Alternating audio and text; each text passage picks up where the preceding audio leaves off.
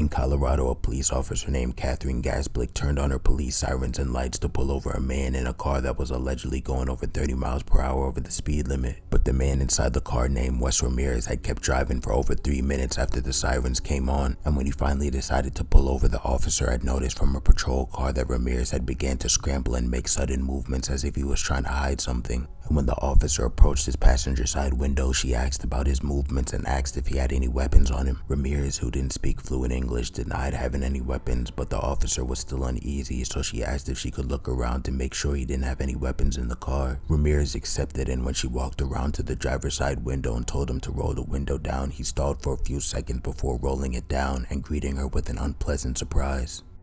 Can I look around to make sure? Alright, wait right there, don't move, okay?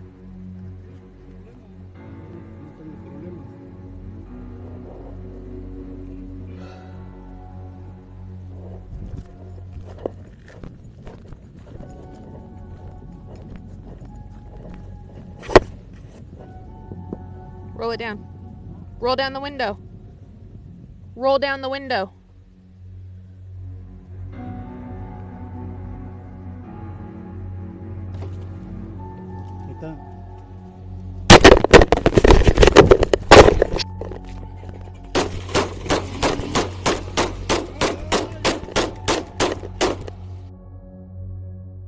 Officer Gasblick was shot in the lower part of her face and fell to the ground, but still managed to get up and let off 16 shots into the car and shoot and kill Ramirez before he could drive off. The officer's shooting was deemed justified, but this would be her last call as she retired from police and after sustaining permanent injury to her face.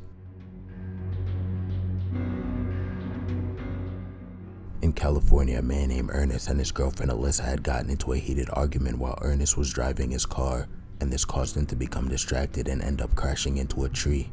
And after crashing, Ernest and Alyssa's argument became physical and their fight ended up in the back of someone's house, and this is when police received multiple calls about the dispute from multiple houses near their altercation. 911, what's your emergency? Hi, there was just a couple outside of our house. They're arguing, and all we heard were tire screeches, and a car is now in a tree nearby. We just got crashed, and they're kind of arguing. It's on Angelina Avenue by Fair Oaks. 911, where's your emergency? Angelina Avenue. Angelina? That's my address. The incident is next door. There was an auto accident. Okay, anybody injured? I don't know, but there could be soon because there's a black male who was involved in the incident, waving a gun around at a female. Okay.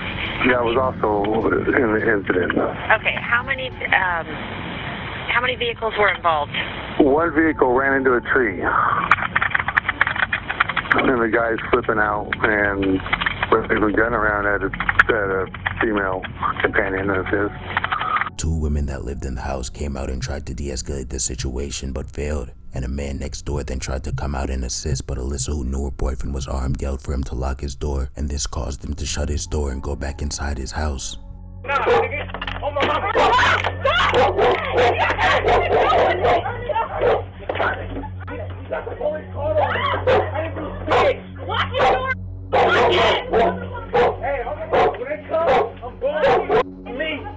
Listen to her.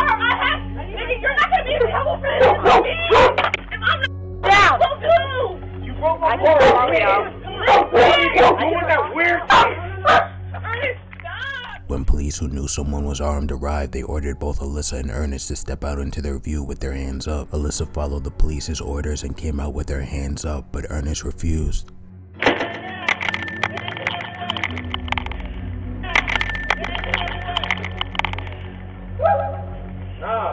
And after realizing Ernest was the one with the gun, police told Alyssa to move out the way. But when she began to move, Ernest ran up and executed her in front of police.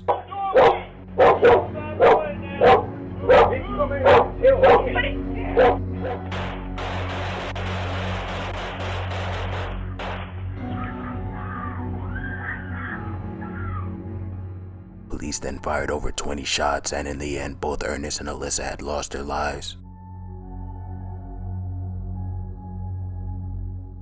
In Detroit, Michigan, a woman named Crystal had been dealing with an obsessive ex-boyfriend named Robert Klaxman for months after their breakup. Robert didn't want to see Crystal move on and started off by stalking her on social media, and when it began to seem like Crystal was showing interest in other men, he took his stalking to the next level. And in the early morning hours of August 29, 2017, he showed up at her house and began to creep around and look through the windows before trying to make his way inside.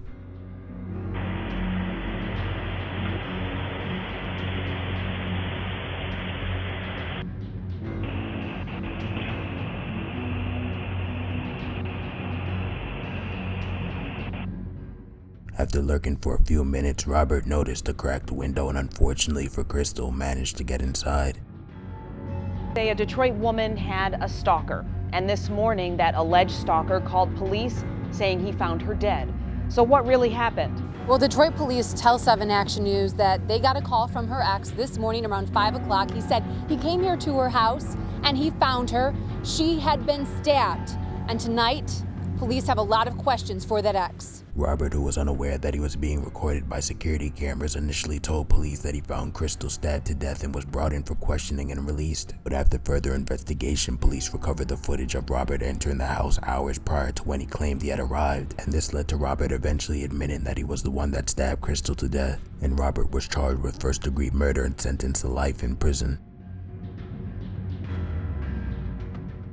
Las Vegas, Nevada, a father of 2 named David Roxla had a used iPhone that he wanted to get rid of, so he decided to put it up for sale on an online meetup website for selling items. Daniel and the buyer agreed on a price over text and agreed to meet up in the parking lot of a nearby deli at 9 p.m. When the buyer arrived, he spotted Daniel sitting in his car waiting and walked up to the passenger side window. After a brief discussion, the buyer reached into the car with his left hand to grab the phone and with his right pulled a gun out of his sweater and shot Daniel once in the head before running off with the phone. Daniel didn't receive any medical attention until the next day when he was spotted slumped over in the car, and the identity of the killer is still unknown and his whereabouts is still a mystery.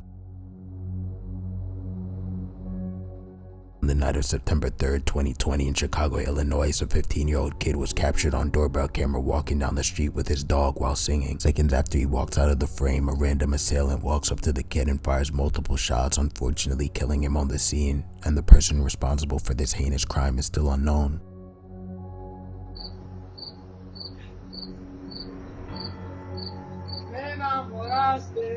Me asustaste y soy solo para ti.